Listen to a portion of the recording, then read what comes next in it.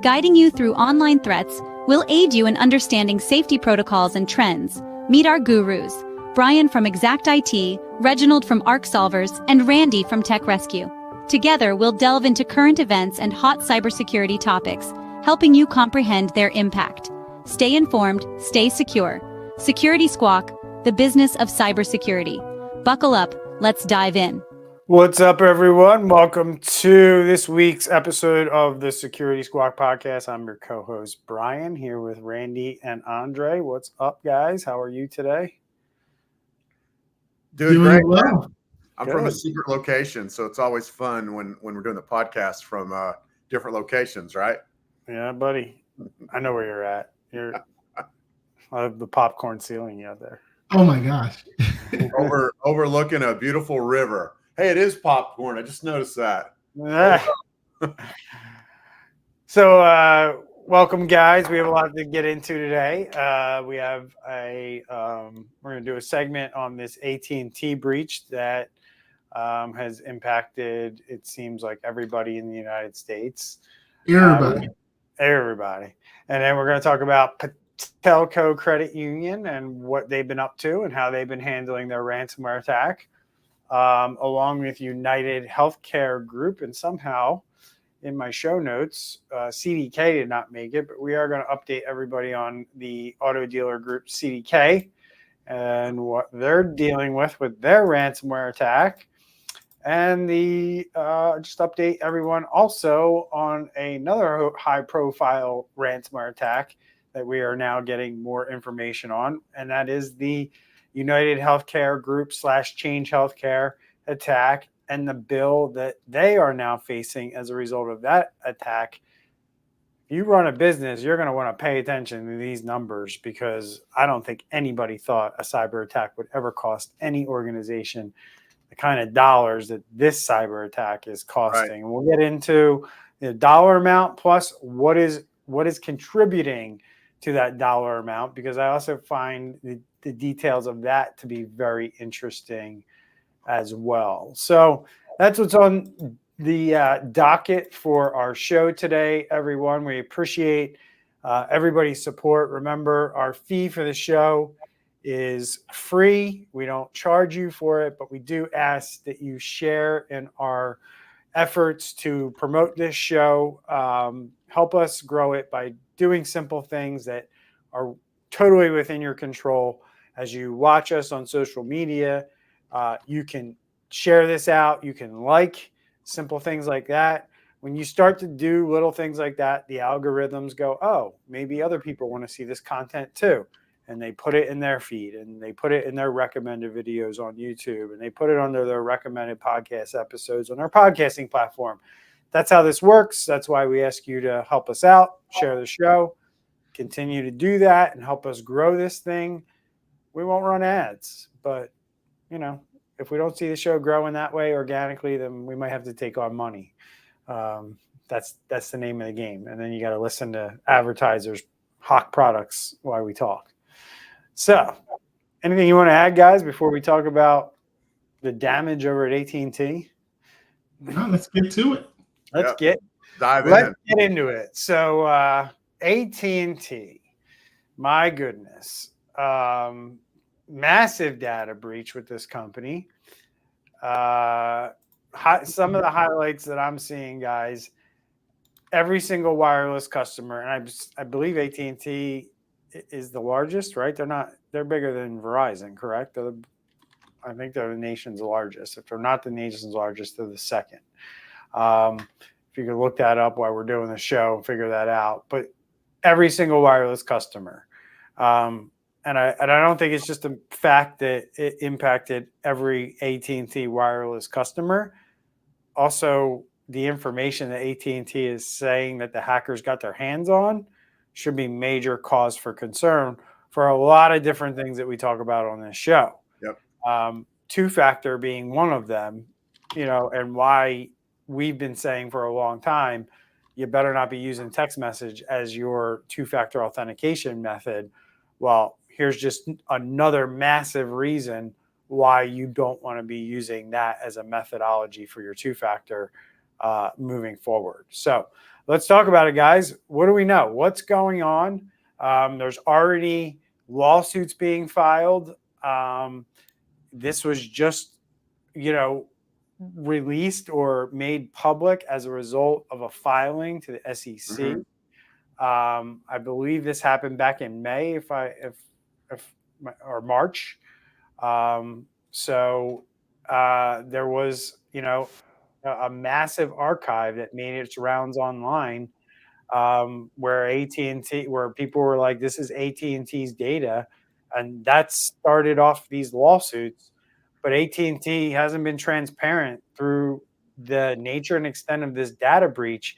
And it was really a lot of like internet sleuths and security researchers who started to piece this together going, this is a lot bigger than anybody thinks and what AT&T is saying. So what do you think's going on here? Because they're still remaining tight-lipped. They're not giving out much information. We're trying to get information on the lawsuits, and they're not even talking about that. Basically, what we know to this point is AT&T paid shiny hunters $370,000 in Bitcoin back in May. And basically, they were one of the victims of this whole snowflake thing that we covered on the show way back when, which this whole snowflake thing is having its own reverberations for the amount of data that was stolen from these companies. And the amazing thing to me, Randy, is everybody's standing around going, wasn't our fault. It wasn't our fault. It wasn't Snowflake's fault. It wasn't the company's fault. Whose fault was it? Help me understand, because everybody's saying it wasn't our fault. They just got credentials somehow. Where are we at? Well, I'm looking at their filing with the SEC.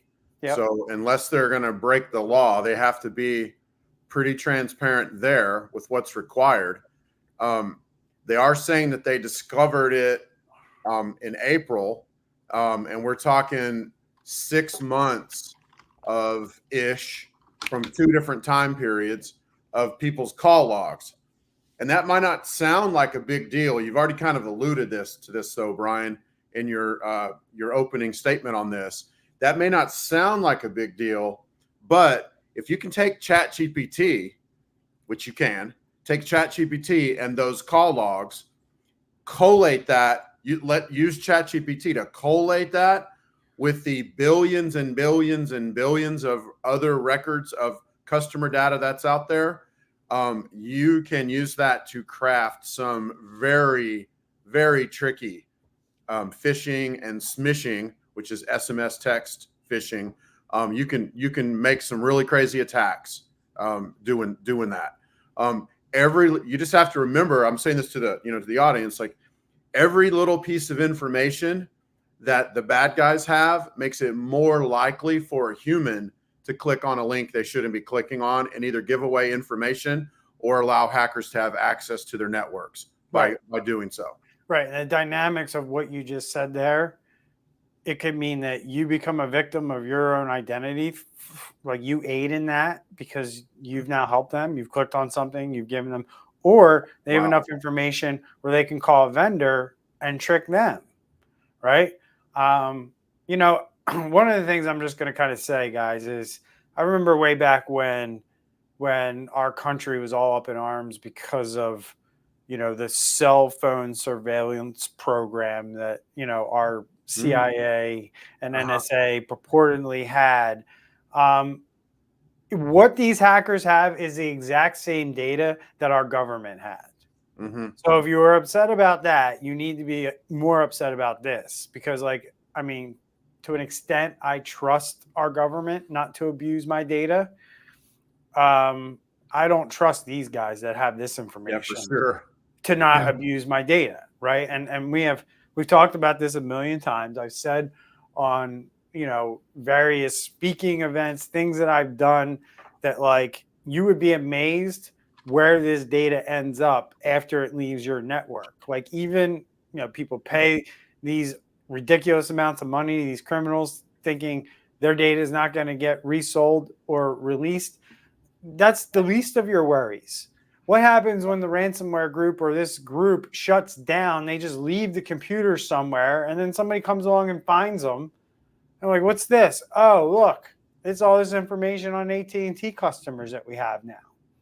Literally, that's how this stuff goes down, like 70% of the time, right? Yeah, they're going to resell it to other people. They're going to show it to other people to try to resell it. Other people are going to get this information. So anybody that thinks that this is just staying with shiny hunters, yeah, I got a bridge to sell you. Yeah. So that's the reality. The other thing with your correlation thing, Randy, that I want to just add to real quick is, yeah, they got metadata, right? So they can figure out who you talk to, what numbers you correspond with, what email addresses you talk to, And where it happened. What businesses you're communicating with, who your vendors are, who your partners are. That can all be figured out if somebody wants to spend the time and pour through your metadata if they really want to. Well, it's obviously something that can be used using ChatGPT. Well, ChatGPT or bad GPT, as I like to call it, using some form of, large language model to collate it all and put it all together, including, like I mentioned a second ago, this includes the cell tower location that you were attached to. So shows your location. Yeah, this is crazy. This is really crazy. I know, Andre, you were going to say something. Sorry. Yeah, no problem. And this isn't their first time, right? Back in 2021, they were on the news for another data breach. We know T-Mobile. We've covered T-Mobile a couple of times in the last few years, and even Verizon. So look at the big three. The big three. Oh, you can't hear me? Sorry, that was me. Yeah. Okay.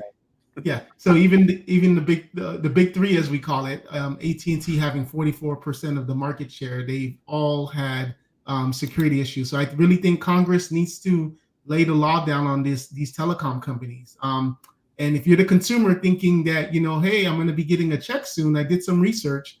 T-Mobile had their data breach, $350 million settlement to resolve the claims, and $105 million in attorney's fees. So that means that everybody got a nice check for $25.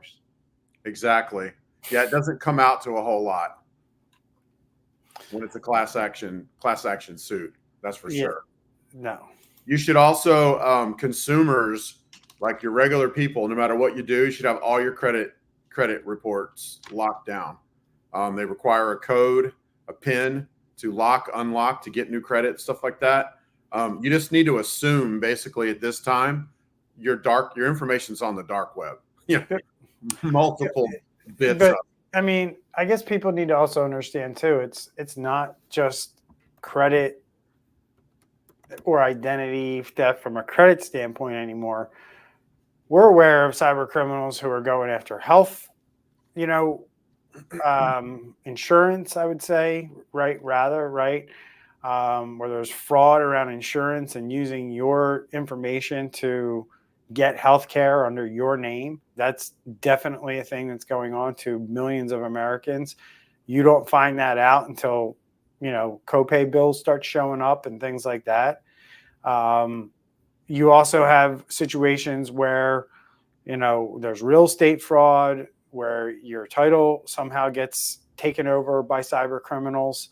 That is definitely a thing that is happening at an increasing pace to what we've seen it historically. Other fraud that we see and where people need to be aware of is, not only keeping eyes on your credit, but keeping eyes on all your bank accounts. Money can leave there in small amounts, right? And if, hackers know, people set up alerts when, transactions are over $500, right? So if they do a transaction a day that's 300 and some, 400 and some bucks, and they can stay under the radar, well, can they get away with that for 7 or 8 or 9 or 10 days or 30 days? It really depends on how often you go in and check your account. But we see money leaving people's bank accounts very frequently nowadays. And I would say more frequently than we've seen it before. And I believe it's because of all these cyber attacks. Yes.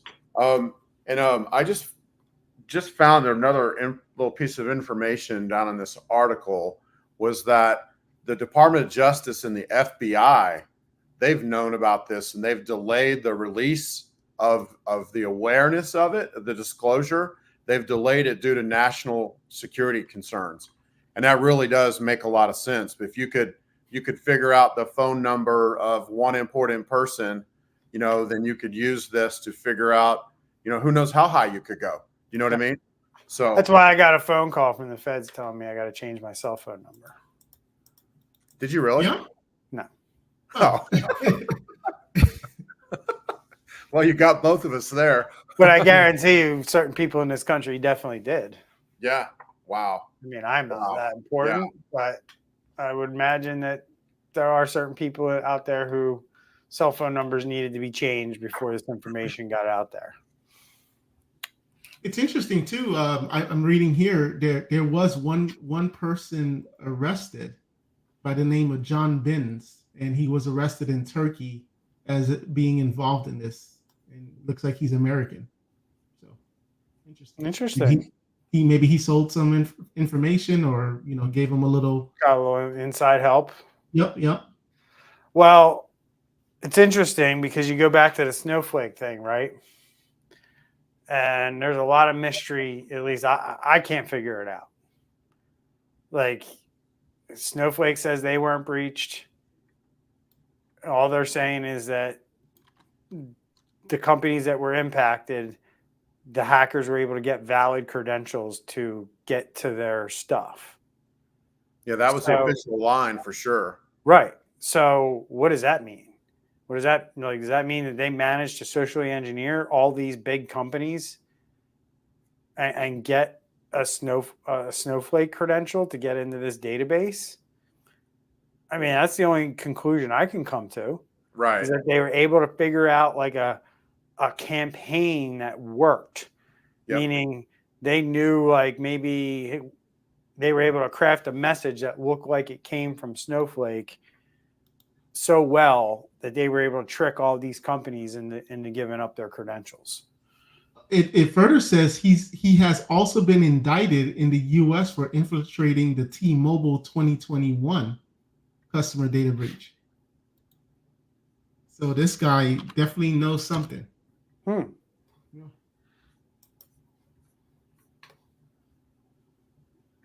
Or he's the fall guy.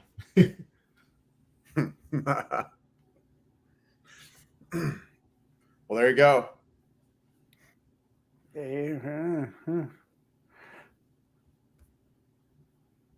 Well, that's a lot of dead air right there. I'm just looking at the article. I just wanted to see it because for myself. That's pretty crazy if he's also involved in the T-Mobile leak. And Brian, you literally already said it. They must have a campaign. This guy must have had a campaign that worked as well. Yeah. You know what I mean? To be able to breach two phone companies this big. And was the AT&T breach through that? Is it Snowflake? Was it through Snowflake? Is that the third-party cloud, or do we know yet? Have they revealed that yet? What's that? So according to AT&T's filing with the SEC, it was a third-party cloud provider. Yeah, it's Snowflake. It was Snowflake. Oh, yeah. Okay. All right, Snowflake. Okay. It's in this article Andre referenced too. Wired, just saying that Wired, the online news tech source, news source, revealed last month that hackers behind the data thefts and extortion attacks procured stolen Snowflake credentials from dark web services that sell access to usernames, passwords, and authentication tokens that are captured by stealer malware. So this guy had to make the malware because basically they're saying they were able to target Snowflake users, get this malware in place, steal the usernames and passwords with the malware, and they were able to use a third-party contractor named EPAM Systems to lift these credentials from these companies. So somebody had a lot of information on how these companies and what technologies they were using, and they were able to map a way to use very different cloud tools. Guys, what immediately comes to my mind when I read this is like all the people out there that think like, hey, we'll never get hacked because we use, these solutions from this vendor, that vendor. And so we have 3 different vendors that we use. We don't put all our eggs in one basket. Well, here you go. Here's companies that use different vendors for different things. And somebody was able to figure out how to compromise a piece of all 3 of them to ultimately compromise the company. That's what this story tells you. Mm-hmm. It's scary as hell. Yeah, it is. And I don't know if you guys saw that post by one of the security researchers, and I'm looking at it now. I put it in the Facebook chat, but basically it said selling access to private.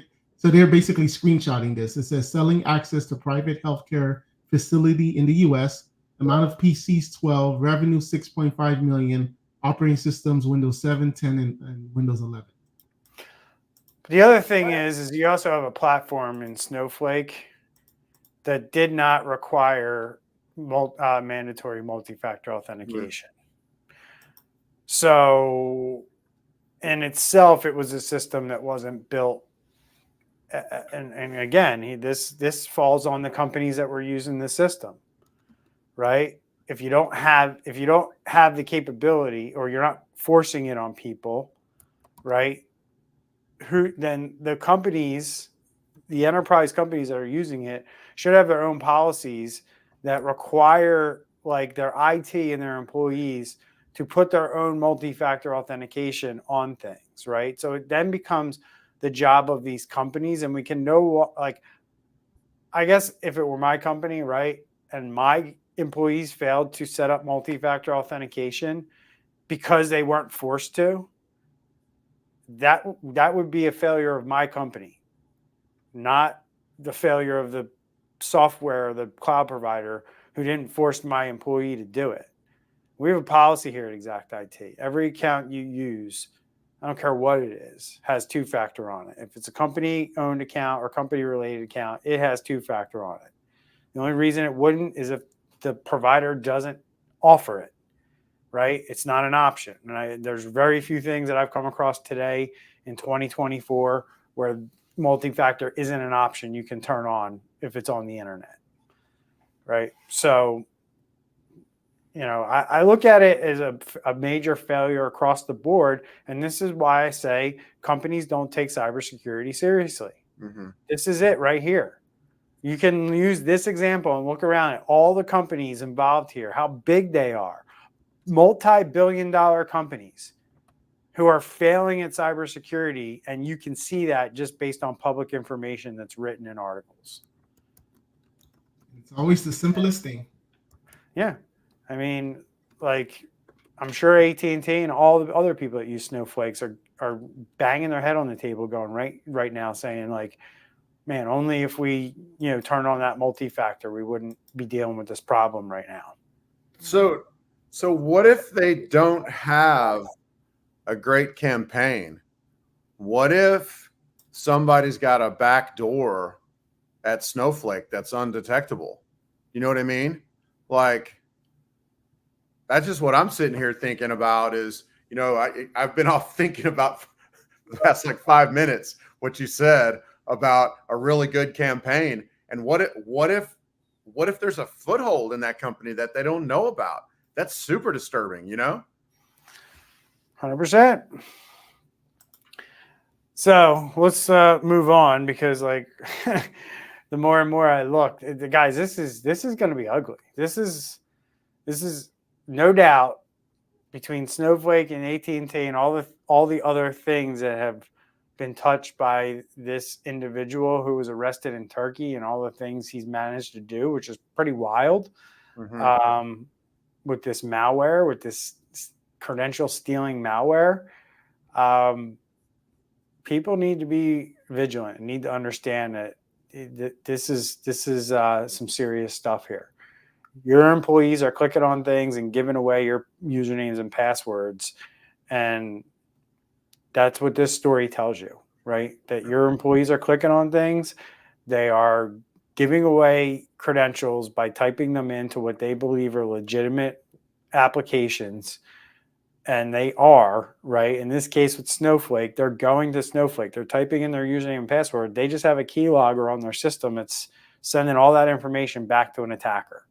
And as soon as that attacker gets those keylog strokes back to him, he now has access to your system, right? But I look at that as a failure to train your employees on what to click on, but it's also a failure of protection. You should know when you have a password stealer on your network, on your computers, on your endpoints. You don't have the technology to detect these things. You're dead in the water.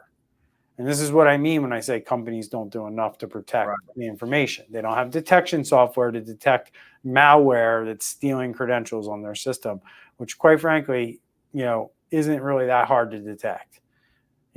It's really easy for some security software to detect whether another piece of software is recording every keystroke and sending it off somewhere.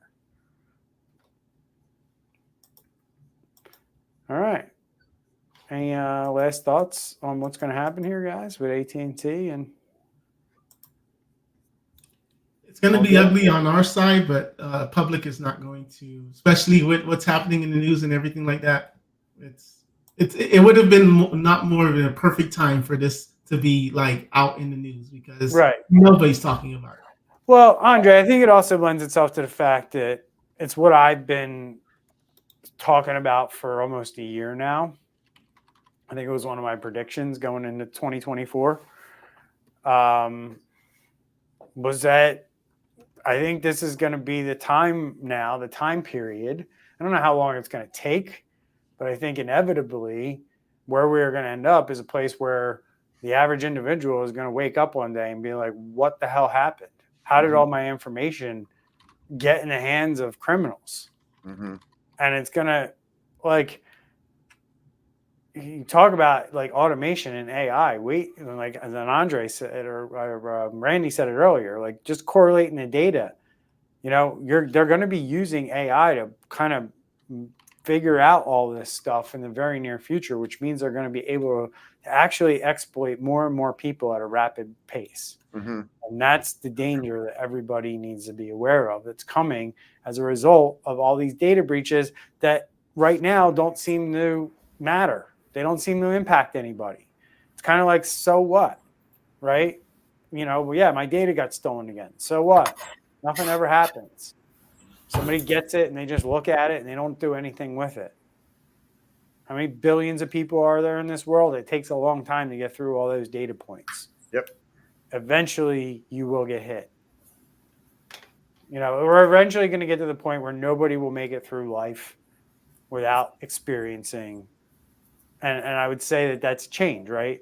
Most people made it through 70, 80 years of life without ever even coming close to experiencing identity fraud or theft.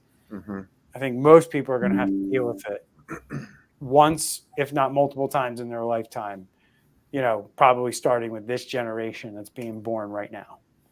Yep. I mean, who knows? Can you hear me okay? Yep. And who knows, my daughter who has, I put a bank account under her name just to start depositing money, and then, bank gets breached and all of a sudden a 7-year-old's information is out there. All right, guys, good talk. We'll see where it goes. We wanted to spend some time on the AT&T one because it's a big one in our opinion. It's going to be in the news for a while, I think. We're going to hear a lot more about this, and I think the implications are going to go on for many, many months here in 2024 to 2025. So it's going to be a big one, and this is just the beginning of it. So let's spend the rest of the show here, guys, updating everybody on the 3, what I would consider the highest profile attacks we saw maybe in the last quarter or so, right? Let's start with CDK. We'll jump to Patelco, and then we'll update everybody on the numbers with UnitedHealth. But CDK looks like they had to bend over backwards and pay the ransom to the tune of $25 million. I'm not going to go into details of the article. I'm just going to go and say it's been a while. They finally made the decision.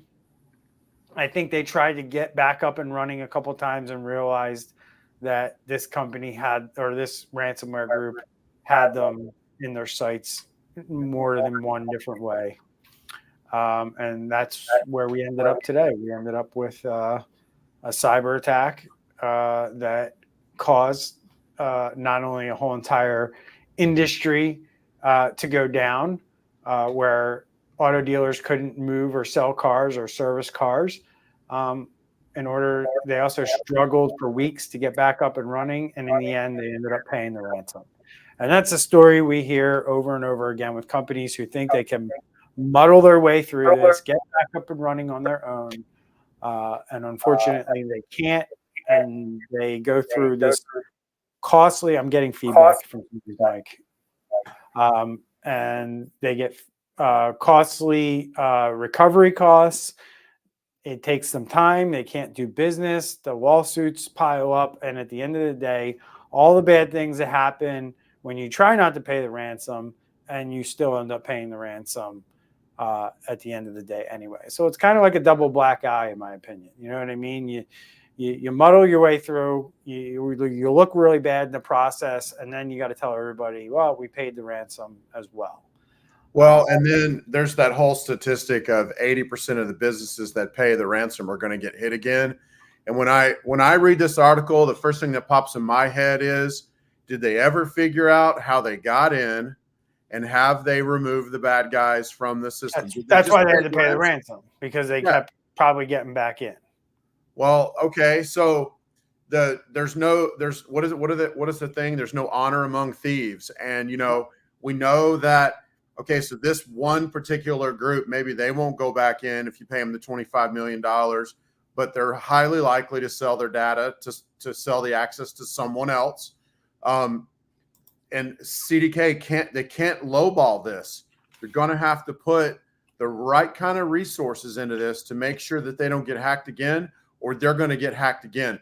And if they're just thinking about the bottom dollar, if they're not protected and they get hacked again, dealerships are going to go down. And if I work for a competing tool and I'm a salesperson, I'm going to go into these dealers and say, hey, look, you need to come over to our product because we're secure. We get audited. We've got a cybersecurity company involved in, on and on and on. Bottom line is, if they're trying to lowball this, that's kind of the dumbest thing that they could possibly do. Totally agree with all that. Andre? A lot of times we talk about when this happens, you got to do a wipe and reload of your systems, right? Especially when it comes to if you don't know how they got in, or if you're just not sure if they're still in. So that, think about the pressure that they are having, where they're like, okay, we believe everything is out. And at the same time, you have 15,000 auto dealerships in your ear that needs to get back up. So it's a really tough decision. And hopefully, like Randy says, they don't get hit again. Yeah, I think at this point, now that they pay the ransom, they won't get hit again. But I think as they were limping back up, they were learning how these guys actually work. And they were getting so far and realizing that these guys were still in there over and over again. And then they finally were just like, yeah, well, this is not going to work.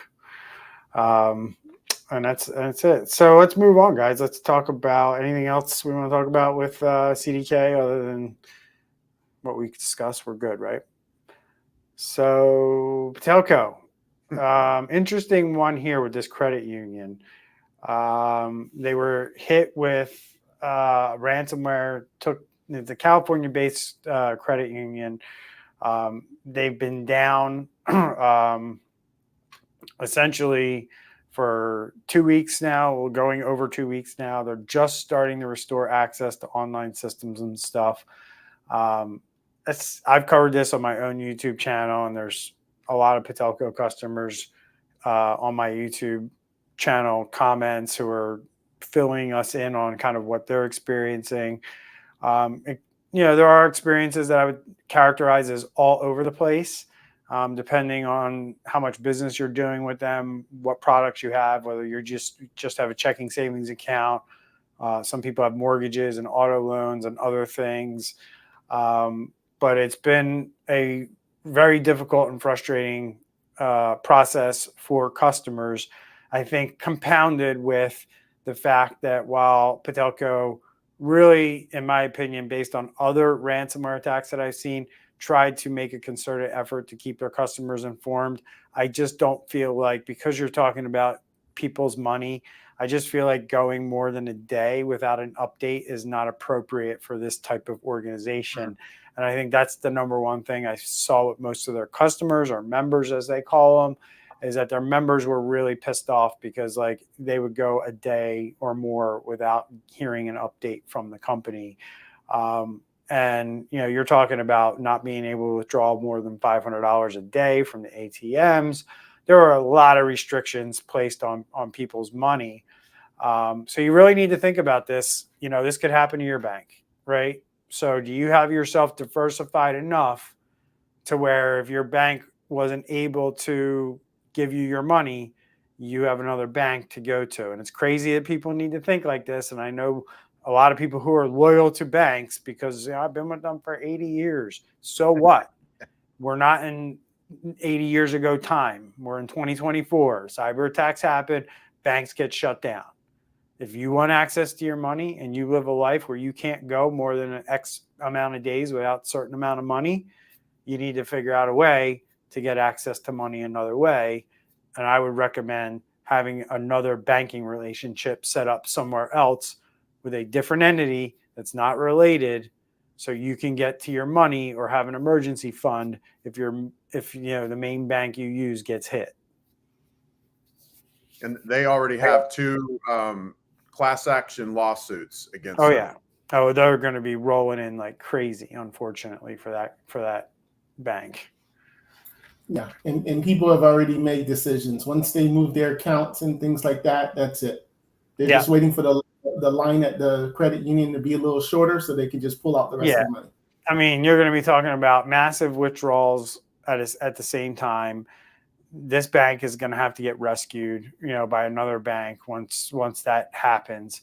There's going to be a lot of people, you know, there were quite a few people on my channel who said like, look, I'm a loyal customer. They've helped me out. I'm going to stick with them, which is commendable and respectable. That's your choice.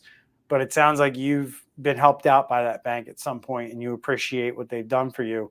I don't think everybody's in that boat, right? If you just use them for checking and savings, you're not going to have that loyalty. I mean, I don't know what a bank can do for somebody to make them that loyal. I mean, I've been banking with the same bank for a long time and I don't have any loyalty to them other than the fact that it's just a pain in the ass to make a change, right? They've never done anything for me that I felt like would make me want to stay, right? They didn't give me a loan at a cheaper rate. They didn't give me free money. They didn't give me, so I don't know what a bank can do that makes you that loyal.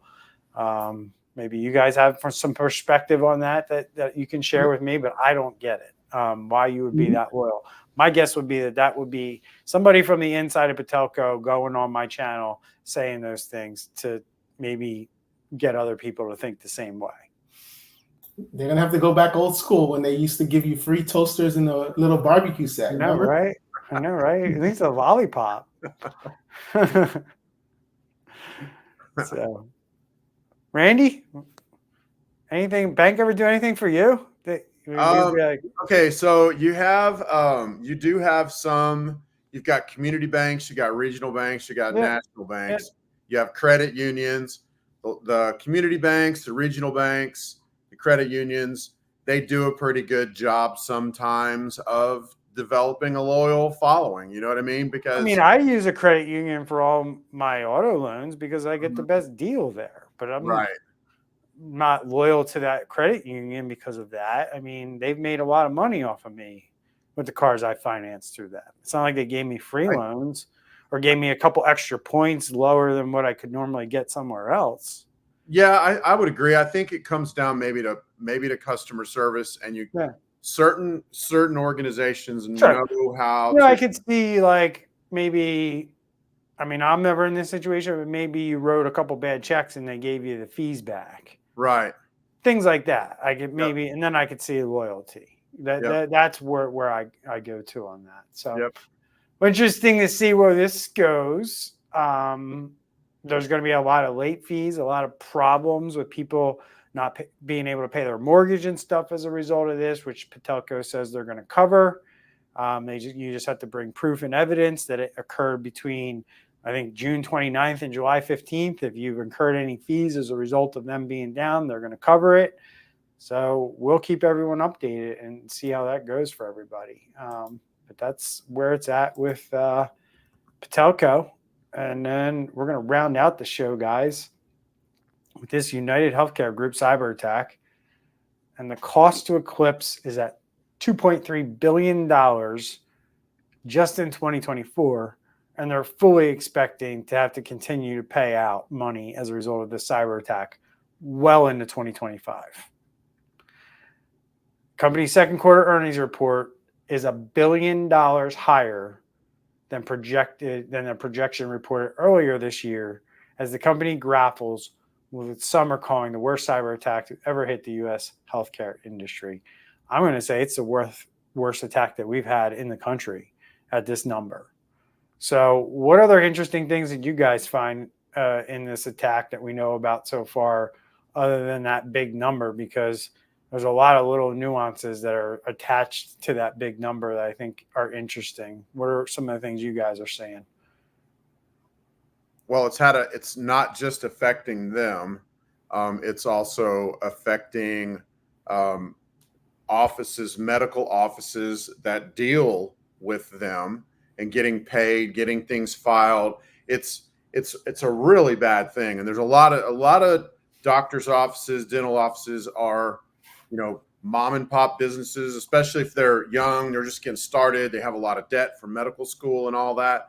And they really can't afford, all these, delays and things that came from this. So there'll probably be more class action suits here.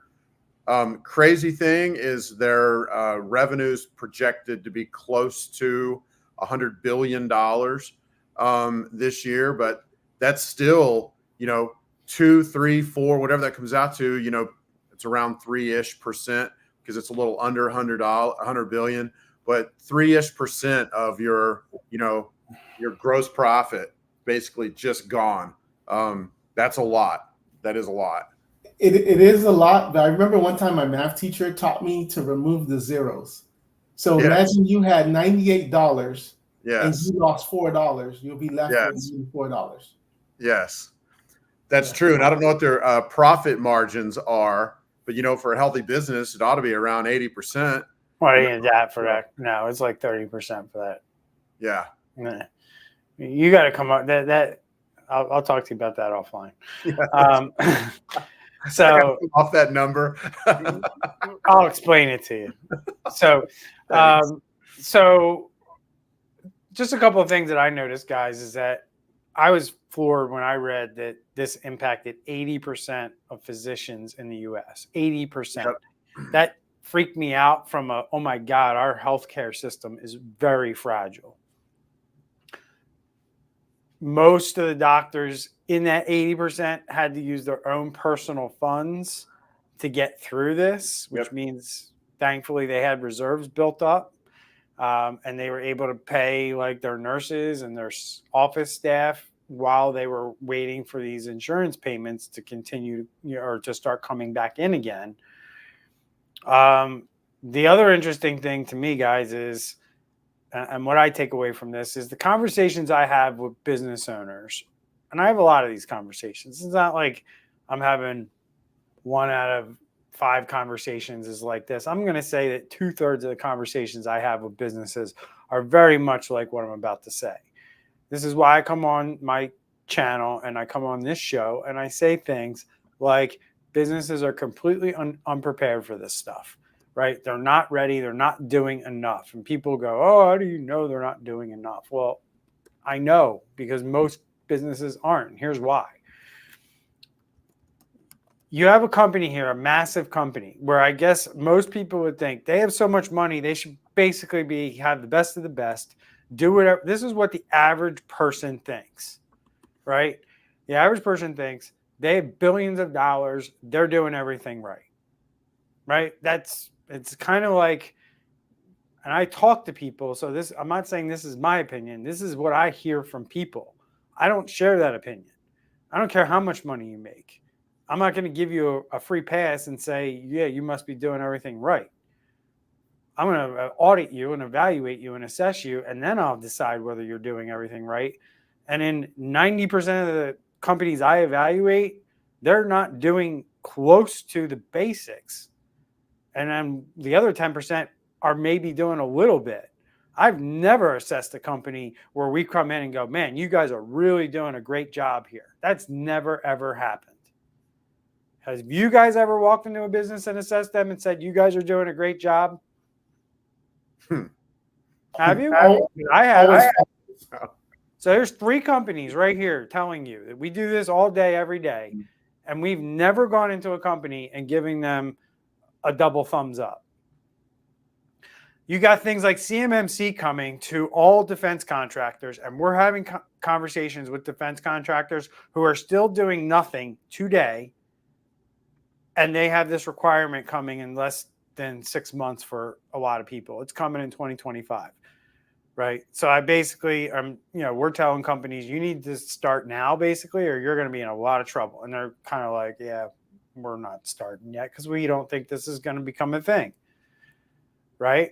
Still, right? And you're right, Andre or Randy, when you sent me that article last week on the Supreme Court saying that, all these cybersecurity regulations are bogus because they were done under a executive order, which you can't do, right? And your point, we need to put laws in place that require businesses to do this. We got to stop hiding behind executive orders and letting the executive branch drive the bus on this, because that's where this is at right now. And the Supreme Court just said, nah, you can't do it this way. They didn't say that businesses don't have to do cybersecurity, which is how a lot of people took it. They just said you can't do it this way.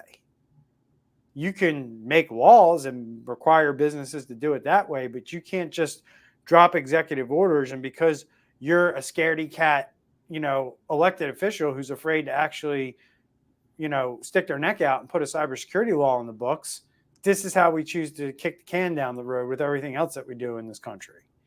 We love kicking the can down the road. Oh, that can's getting kicked hard too.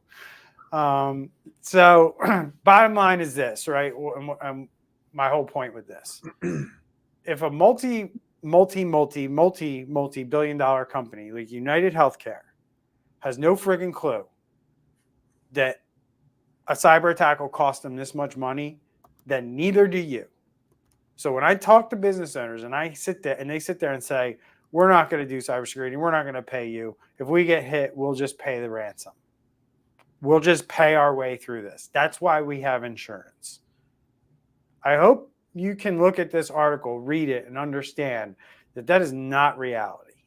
You are living in a fantasy land if you think that that's how it's going to play out when you get hit by a cyber attack.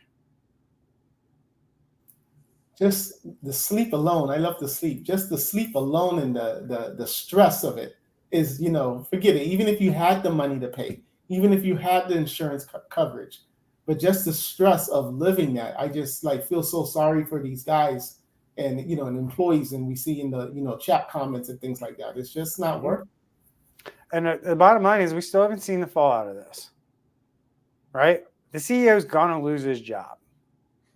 I don't care. This guy's got to know that he's going to lose his job over this. And the only way he doesn't lose his job, if he gets rid of the people that the board or whoever's in charge of this guy, if he gets rid of the right people and they can look at it and go, I look at it like an NFL job, right? I'm a big Eagles fan, right? Nick Sirianni just fired his whole entire staff and he stayed. Right? Well, that's what I'm talking about here. If this guy fires the right people below him, he might save his job. But I don't see how that happens. When you're talking about bills that go to $2.3 billion for just this year, I don't understand how a CEO keeps his job and everybody under him. You got a clean house at this point. No? Am I wrong? Mm-hmm. No, you're not. Or is he the only guy that can do this job in the whole entire world? Yep. Only a matter of time.